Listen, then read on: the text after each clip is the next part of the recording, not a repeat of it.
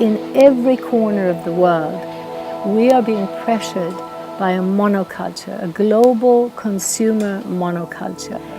It is being pushed by our governments who have a blind idea of growth and development. That means supporting and subsidizing giant multinational corporations and banks, particularly through trade treaties, by deregulating global trade and finance. We're removing rules for Monsanto, for Walmart, for Coca-Cola, so that they can move more freely, and allowing foreign investment to come into every country. Now, all of that constitutes a breakdown of community. Unemployment, financial insecurity, impoverished governments are a consequence of this. And all the while, this global corporate economy uses more and more energy, more and more resources.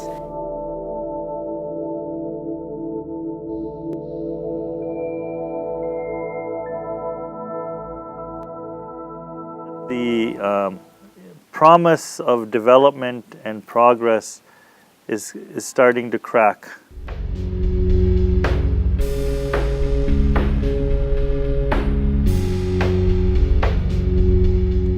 The issues facing us are connected to a common global economic system. All of our people are being squeezed every day by that. And all of our imaginations are being colonized by that system. It's a story of either continuing poverty and deprivation or new forms of poverty and deprivation. So both ecologically and socially, economically, we are actually on a very steep process of decline and sustainability and conflicts which are arising out of that. More and more, everything is being put into the hands of big corporations. In particular crops, entire markets have been taken over by corporations like Monsanto. We are importing and exporting the same products in the global economy, creating a distance between production and consumption so that the food that people eat on a daily basis is coming from further and further away. There is alternative.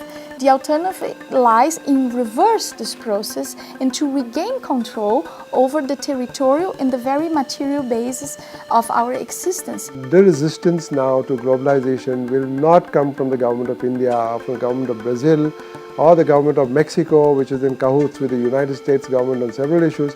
It will only come from local communities everywhere. People are not taking things lying down. Either they're resisting these forms of destructive development and or they are creating their own alternative ways of human well-being.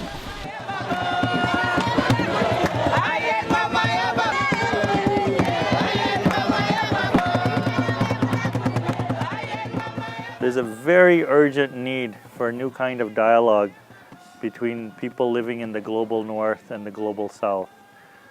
We want to shift this global business to local business, which means give strength to the people and to real economy and not to the financial and fantasy economy. At the bottom level, what we need to do to create change is to reconnect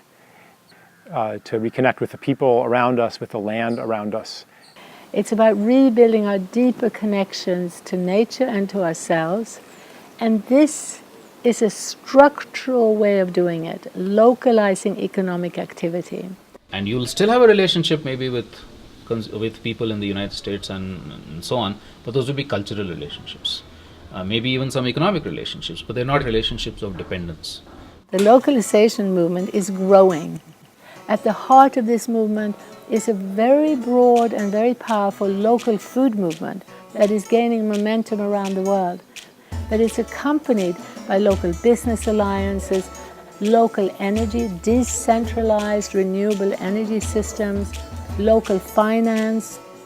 You have the revival of local knowledge systems, and very importantly, local spiritual traditions that recognize and reinforce the oneness of life. What we need is not scaling up of those solutions, but scaling out of those solutions, replication in millions of these variety of solutions, innovative solutions that are emerging. it's quite possible. What we need to do is to actually create platforms in which these sorts of initiatives are able to get together, are able to synergize, are able to actually build those larger narratives, are able to begin to change the public discourse. We're trying to create an alliance, an international alliance for localization, because we need a united no, one giant no to a continuation of that system.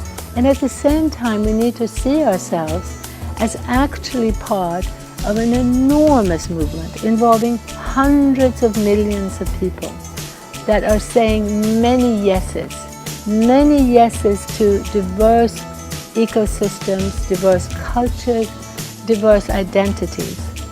This is about reclaiming our right to be who we are in our different ways of being.